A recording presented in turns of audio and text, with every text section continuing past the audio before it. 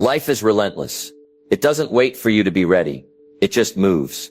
And along the way it teaches, not always kindly, but always clearly. Let me tell you something up front.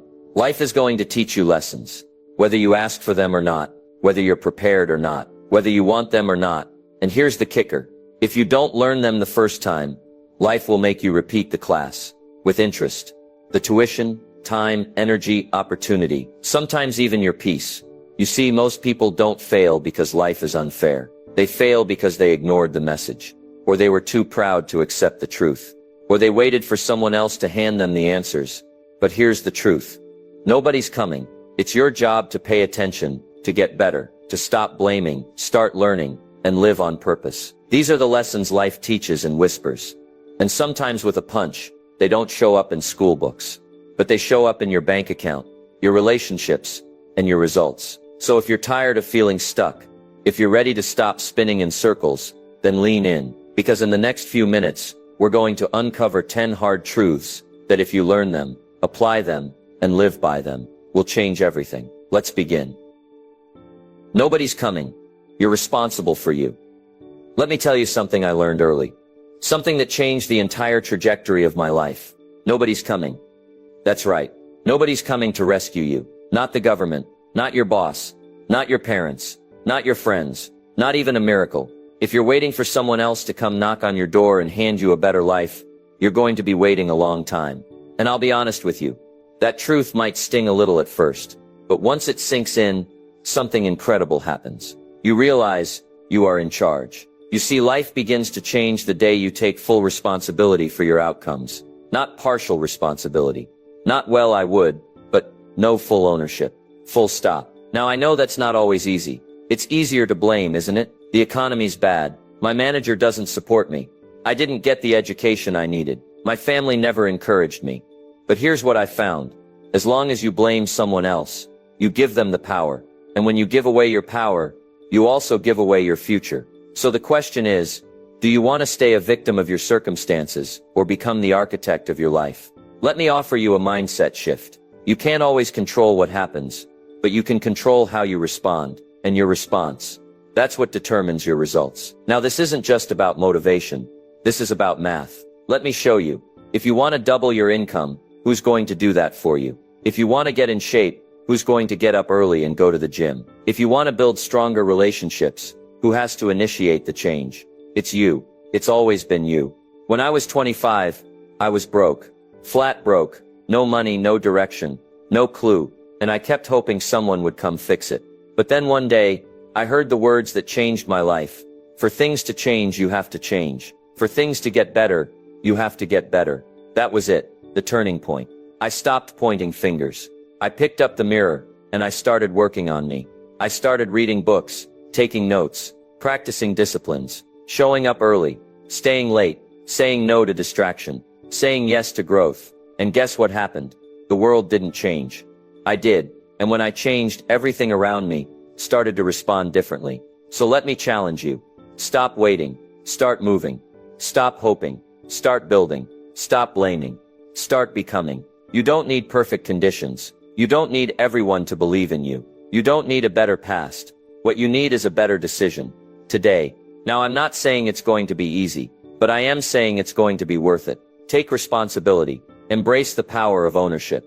Because the moment you do, you shift from being a passenger in life to becoming the driver. And that's the beginning of everything you want. So remember, nobody's coming. And that's good news, because you've had the key all along. Time doesn't care. Use it or lose it. Let me ask you a question, and be honest with yourself when you answer. Are you managing your time, or is your time managing you? You see, time is one of the greatest equalizers in life. It doesn't matter if you're rich or poor, young or old, wise or wandering. We all get the same 24 hours in a day. What separates success from regret is how you use them. Here's the hard truth. Time doesn't care. It doesn't care about your excuses. It doesn't care about your intentions. It doesn't care whether you're ready or not. It just keeps moving. Now people say, I'm just killing time. But listen, time is not your enemy. Killing time is killing your future. You don't kill time. Time kills you if you waste it. Time is always marching forward. The question is, are you marching with it or falling behind? You've heard me say it before. Days are expensive. When you spend a day, you have one less day to spend. So be careful how you invest your hours, because life is just a collection of days. And how you spend your days is how you live your life. Here's what changed my life. Don't just get through the day. Get from the day. Learn something. Build something. Improve something. Because time used well builds dreams. Time wasted buries them. Let me give you an example. You spend 3 hours a day watching television. That's 21 hours a week. That's over 1,000 hours a year. That's more than 40 full days of your life. Gone. Vanished. Forgotten. Now ask yourself, what could you do with 1,000 focused hours? Write a book. Start a business. Learn a skill. Change your entire future. So the next time you say, I don't have time, check your habits. The truth is, you don't lack time. You lack clarity and discipline. Time doesn't ask permission.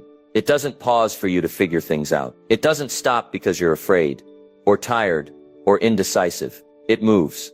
And so must you. You have to decide what's urgent and what's noise. What's productive and what's distraction. What builds your future and what drains it. Because here's the reality. If you don't prioritize your time, someone else will, and they'll use your life for their dreams, not yours. You've got to be intentional. Get a planner. Make a schedule. Guard your mornings.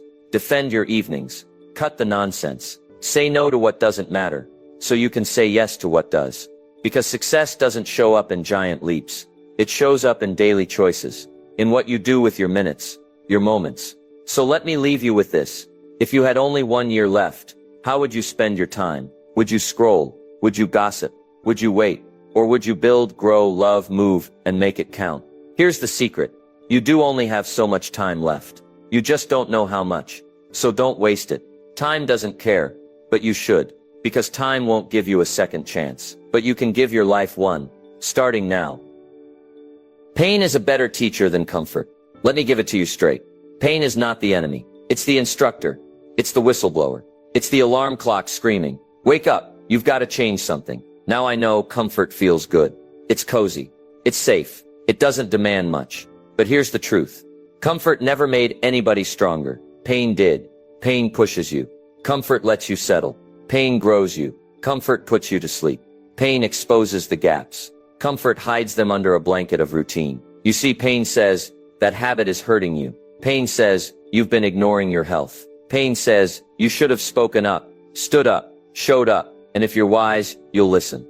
I remember years ago when I was broke, not just financially, but emotionally, mentally, and spiritually. And I'll never forget how painful it felt, watching other people live my dreams, not because they were luckier, but because they were moving, and I was making excuses. That pain, it burned. But it also woke me up, because here's what I discovered. Pain is feedback. It's life's way of telling you, this isn't working. Something has to change. And if you ignore the pain, it doesn't go away. It just grows quieter, until it explodes later, when the price is higher. You don't fix pain by numbing it. You fix pain by learning from it. Let me give you an example. You skip the gym. You eat whatever. You say it's fine, I'm young. And then one day your body says, no more. Pain shows up in your knees, in your back, in your energy levels. That's not betrayal. That's a lesson. The body is telling you, you've got one machine, take care of it. Or maybe it's a relationship. You keep saying yes when you should say no. You tolerate disrespect. You avoid hard conversations. Then one day it ends, or it explodes. Pain comes in, but it doesn't just hurt you. It teaches you. It says next time set boundaries. Next time speak your truth. Pain is the tuition you pay to grow. And yes, it costs something. But you know what costs even more? Staying stuck, staying small, staying soft. Let me be clear. I'm not talking about suffering for the sake of suffering. I'm talking about productive pain. The kind that breaks your bad habits, confronts your comfort, and carves out the person you're meant to become. Because nothing changes until it gets uncomfortable. The best decisions I ever made, they were born from pain. Pain of being broke, pain of being behind, pain of watching others pass me by. But once I got tired of that pain, I stopped blaming, and I started building. I turned pain into fuel, and you can too. So here's your challenge. Don't run from pain. Learn from it. Don't numb it. Name it. Don't waste it. Work with it. Use it to get better. Use it to get stronger. Use it to change direction. Because here's what I've learned after all these years. Comfort may give you ease, but pain gives you purpose. And I'd rather live with the pain of discipline than the pain of regret. So if life is pressing on you right now, good. that means something in you is ready to grow. Let's not waste that signal. Not everyone will cheer for you. Do it anyway. Let me tell you something most people won't say out loud. Not everyone wants to see you win. Now that might be hard to hear, especially if you've always assumed your friends would support you, your family would believe in you, the people around you would clap when you rise. But here's the truth, and it's a tough one. Some people won't clap, some will criticize, some will question you, mock you, or even root for your failure, not because they're evil, but because your growth threatens their comfort. Your ambition reminds them of their stagnation. Your discipline highlights their delay. That's just the reality. You shining exposes their shadows, and most people would rather dim you than deal with them. But listen, that's not your problem, because if you're waiting for universal approval before you move forward, you'll never move at all. Let me say it plainly.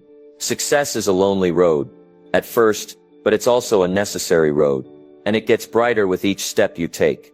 You've got to get to the place where your purpose is louder than their opinion, where your conviction is stronger than their criticism. Think about this. The Wright brothers were laughed at. Until we had airplanes. Edison was doubted. Until the world had light. Even Jesus was ridiculed. And he was perfect. So what makes you think you'll get a pass?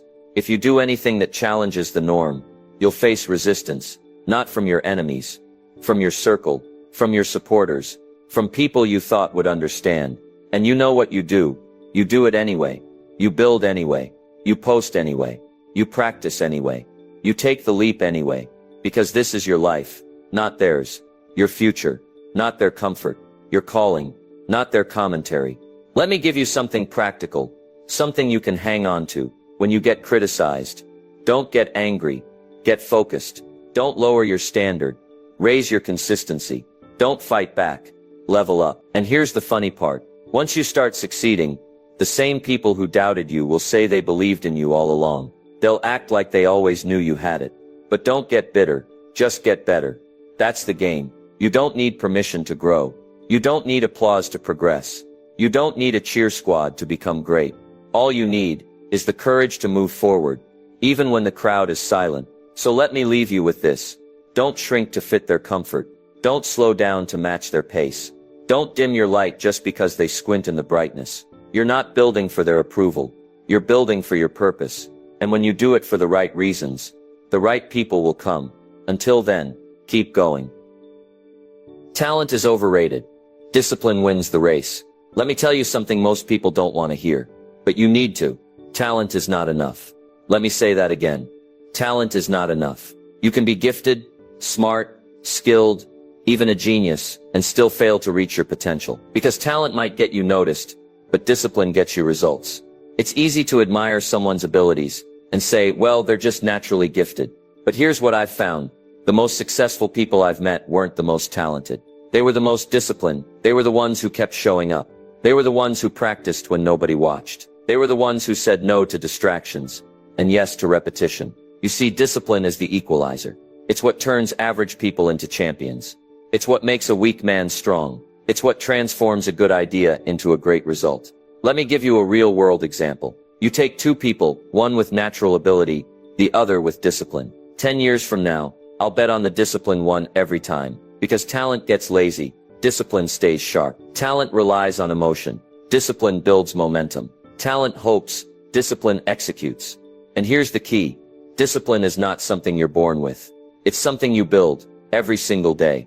When you wake up early, you're building it. When you go to the gym when you don't feel like it, you're building it. When you stick to your budget, read that book, make that call, you're stacking bricks, one by one. And eventually you look up, and there it is. A life you designed, a future you built, a legacy you earned. But without discipline, your talents stay buried, your dreams stay distant, and your life stays average. Now don't get me wrong. Talent is nice, but if it doesn't meet a schedule, if it doesn't follow a routine, if it doesn't work when it doesn't feel like it, it fades. So let me ask you, what's your morning routine? What are your non-negotiables? What disciplines do you practice daily, even when nobody's watching? Because that is the foundation of your future. Discipline isn't sexy. It doesn't post well on social media, but it delivers quietly, powerfully, consistently. You don't rise to the level of your potential. You fall to the level of your habits. And habits are built by discipline. So if you want to win the race, don't just polish your talent. sharpen your focus. Build a system. Stick to the plan. Show up when it's boring. Stay in the game when it's hard. Do the work when the world's distracted. Because the truth is simple. Talent may open the door, but discipline keeps it open. And if you stay consistent long enough, they'll stop calling you talented. They'll start calling you unstoppable. Life doesn't reward intention, only action. Let me ask you a question, and I want you to answer honestly. How many times have you said, I meant to, but didn't? I meant to start that business. I meant to call that friend. I meant to read that book, go to the gym, apply for that job. Now here's the problem. The world doesn't pay you for what you meant to do. It pays you for what you actually did. That's the gap, the chasm between intention and action, and it's where most people live. Dreaming, hoping, planning, but never pulling the trigger. Let me say it clearly. Life doesn't reward intention. It rewards execution. Now don't get me wrong. Intention is important. It gives you direction. It helps you aim. But if you stop at intention, you'll feel productive without ever producing anything. And that's dangerous. Because you trick yourself into thinking you're moving, when really you're just circling. You see, the road to regret is paved with good intentions, and the road to results, that's paved with daily, focused, consistent action. Let me break it down. You intend to save money, but you don't set a budget. You intend to lose weight, but you don't change your routine. You intend to grow your business, but you don't make the calls. You intend to write the book, but you never open the document. Intention without action is self-deception. You feel good for thinking about it, but your life stays the same. So how do you fix it? Simple, you move. Even if it's small, even if it's messy, even if it's not perfect. Start with what you've got. Use what you know. Take one step forward, and momentum will meet you. Because here's what I've learned. The smallest action will always beat the biggest intention. Every time, you don't need a perfect plan. You need to do something. Today, not next week. Not when the stars align. Not when your schedule is clear. Today. Because every day you wait, the dream fades a little. And if you wait too long, you'll look back and say, I could have, I should have, but I didn't. And that, my friend, is the pain of regret. And it lasts a lifetime. So let's flip the switch. Let's stop being almost ready and start being fully committed. Make the call, write the chapter, start the routine, launch the page, take the risk, face the fear, put it in motion, because life doesn't reward thoughts. It rewards follow through. Let me give you the formula again. One of my favorites. What's easy to do is also easy not to do. The difference? Discipline plus action. And if you keep stacking small actions, day after day, you'll be amazed at how fast your life transforms. So here's your assignment. Turn your to-do list into a done list. Set deadlines. Then meet them. Make action your identity. Not just your idea. Because if you want to change your life, you don't need a miracle. You just need to move. Now let's keep going. Money is a mirror. It reflects your habits. Let's talk about something that makes people uncomfortable, but needs to be said. Money is not the problem. It's not the villain. It's not evil. It's not what ruins people. It's what reveals them. Money is a mirror, and it reflects your habits, not your hopes. Let me explain. If you give $1,000 to someone who doesn't know how to manage $100, what happens? They lose it. Fast. Why? Because it wasn't about the amount. It was about the behavior. Here's the truth. If you overspend with a little, you'll overspend with a lot. If you avoid budgeting when you're broke, you'll avoid it when you're wealthy. If you can't delay gratification now, money will only magnify your chaos later. That's why I say, it's not the money. It's you. Your income may be different from someone else's, but your habits, that's where the power lives. Let me tell you what changed my life. How you handle a dollar is how you'll handle a fortune. When I was broke, flat broke, I realized something. If I couldn't manage a small check, how could I expect the universe to trust me with more? So I started simple. I tracked every penny. I cut out impulse spending. I gave each dollar a job. Save it, grow it, or spend it on purpose. Because here's what I know now. Wealth is not just earned, it's managed. Some people think, if I just made more money, I'd be fine. But let me warn you, more money doesn't fix bad habits. It feeds them. You don't get rich by accident. You get rich by design, by practicing financial discipline, no matter the income level. Here are a few habits that will change your financial future. Live below your means, not at your means. Not above, below. Track your spending. Know where every dollar goes, because if you don't, it'll wander. Save something every time you earn. Even if it's small, you're building muscle, not just money. Invest in your growth. Books, skills, tools. The returns are exponential. Give generously. Because money is a tool for impact, not just accumulation. Let me be crystal clear. Money doesn't change who you are. It reveals who you are, with more options. So if you're broke, don't just chase income. Train your mindset.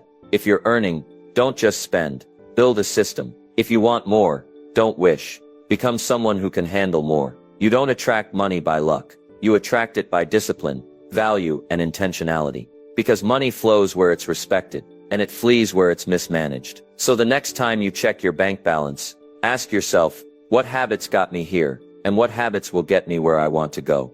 You want to fix your finances. Start by fixing your framework. Because when your mindset matures, your money will follow. Let's keep going. Because now we're stepping into a deeper truth. One that separates those who drift from those who lead. Self-mastery.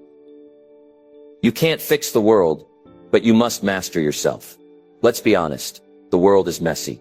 People are unpredictable. Politics are wild.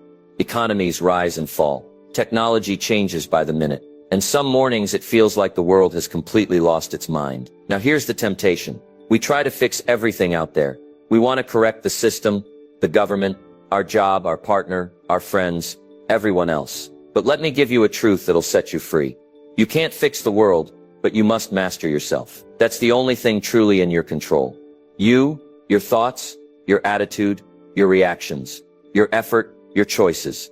You can't control the economy, but you can control your work ethic. You can't control other people, but you can control your boundaries. You can't control the news, but you can choose what you feed your mind. And that, my friend, is the beginning of power. You see, the people who thrive aren't the ones trying to control everything. They're the ones who have learned to control themselves. Let me tell you a story. When I was younger, I spent a lot of time blaming the company, the market, the circumstances. And one day my mentor looked at me and said, "Jim, don't wish it were easier. Wish you were better." That line hit me like a lightning bolt. It shifted my thinking forever. Because if you focus on changing the world, but you don't change you, nothing really improves. But if you focus on changing you, the world starts to respond differently. It's like this. If you develop patience, your relationships improve. If you become disciplined, your finances improve. If you grow in courage, your opportunities expand. If you work on clarity, your decisions get stronger. Self-mastery is the foundation of all external success. And let me be clear, it's not about being perfect. It's about being responsible. About asking, what's my part in this? What can I improve? Here's a powerful truth. You either manage your mind or your mind manages you. You either direct your emotions or your emotions direct you. You either run your habits or your habits run your life. So how do you begin mastering yourself? Start small. Control your mornings before the world invades your mind. Control your reactions. Pause before you respond. Control your input. Audit what you read, watch and hear. Control your associations. Surround yourself with builders, not blamers. Control your language. Speak what builds, not what breaks. Because here's what I've learned. Personal power isn't about force. It's about focus. When you become strong on the inside, the outside loses its grip on you. And once you master yourself, once you become someone who's stable, clear, intentional, and wise, then you can start to lead, to lift, and to influence the world around you. But it starts with you. So the next time the world seems out of control, don't panic. Go to work, not on it, but on you. Because the world may never get easier, but you can become stronger. And that strength, that's your edge. That's your foundation. That's the version of you that wins. No matter the season, let's keep going. You will fail. The question is, will you learn? Let's get something out in the open. You will fail. Not maybe. Not possibly. Not if things go wrong. You will fail. And that's not a warning. That's a guarantee. You'll fail at something you tried hard at. You'll fail when you least expect it. You'll fail even when you've done everything right. But let me give you the other half of the truth. Failure doesn't ruin you. It reveals you. The question is not, will you fall? The real question is, what will you do after? Because that's where the line is drawn, between those who grow and those who stay stuck. You see, average people fear failure. They avoid it, hide from it, run from it. But the successful, they study it. They ask, what did this teach me? Where did I go wrong? What can I do better next time? And then they apply the lesson immediately. That's the secret. Failure isn't the opposite of success. It's part of it. It's a chapter in the book, not the final page. Let me tell you something from my own life. When I was young, I made plenty of mistakes. In business, in relationships, in choices. I failed in front of people. I failed when no one was watching, and for a while it discouraged me. I thought something was wrong with me. But then I realized, failure wasn't punishment. It was feedback. It wasn't saying you're finished. It was saying here's where you need to grow. Once I saw that, everything changed. I stopped fearing failure, and I started learning from it. Now listen, I'm not talking about failing from laziness. I'm not talking about giving half effort and calling it a lesson. I'm talking about putting your heart in, giving your best shot, and still falling short. That kind of failure builds wisdom. That kind of failure builds grit. That kind of failure builds you, because every time you fail and get back up with more insight, you become more dangerous to mediocrity. You become someone who can't be stopped by embarrassment. Someone who's not controlled by ego. Someone who knows I didn't lose. I learned. Here's something practical. After every failure, write down 3 lessons. Reflect, but don't ruminate. Adjust the process, not your identity. Try again, this time smarter. You want to be successful, get good at bouncing back. Because life doesn't reward those who never fall. It rewards those who get up one more time than they fall. Let me say it like this. If you fail and don't learn, that's a waste. But if you fail and do learn, that's a win. So when you fall, and you will, don't fold, don't panic, don't hide, don't quit. Pause, reflect, extract the gold, and move forward better.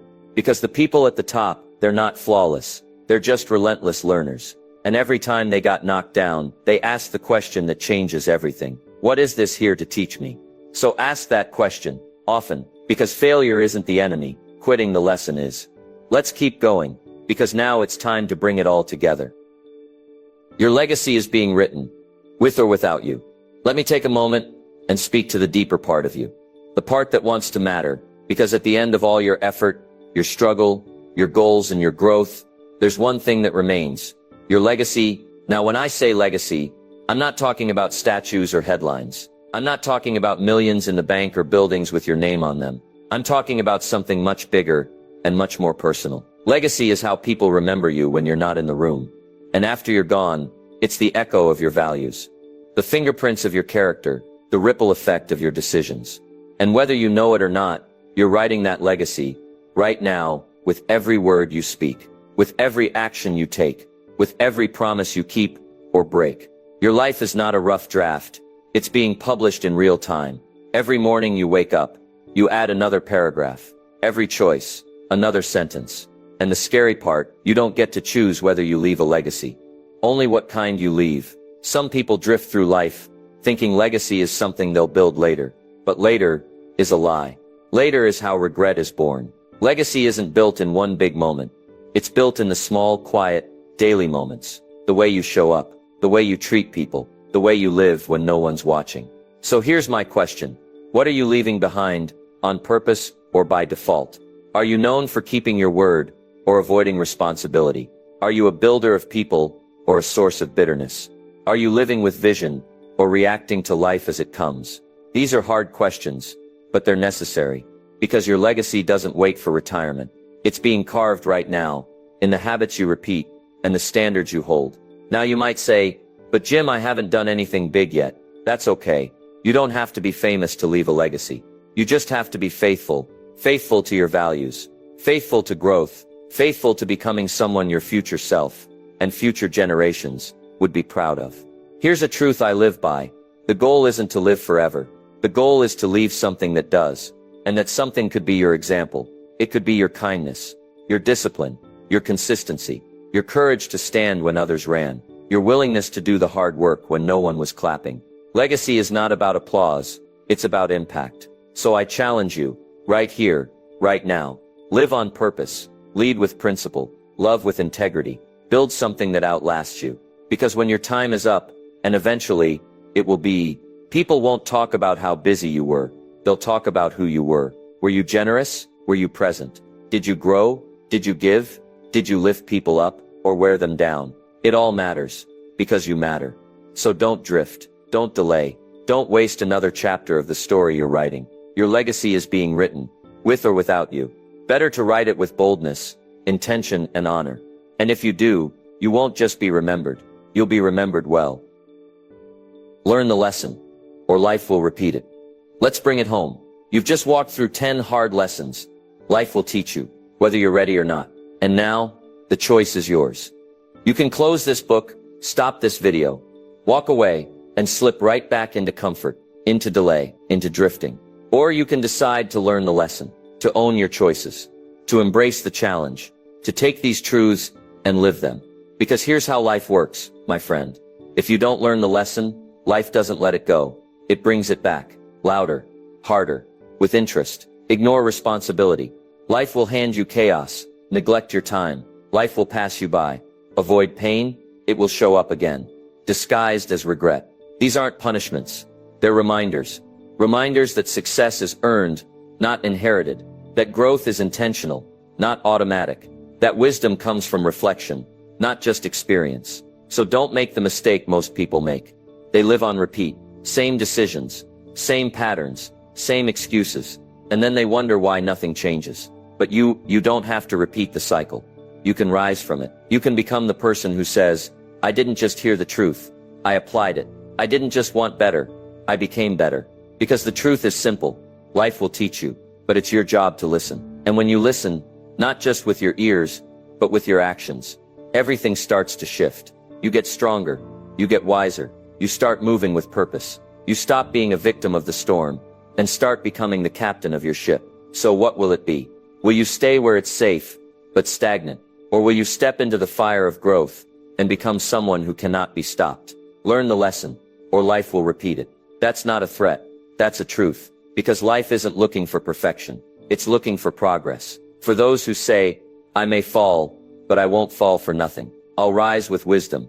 I'll return with purpose. And if you keep learning, keep growing, keep building, then your life won't be a repetition of failure. It will be a testimony of transformation. And that is a legacy worth living for.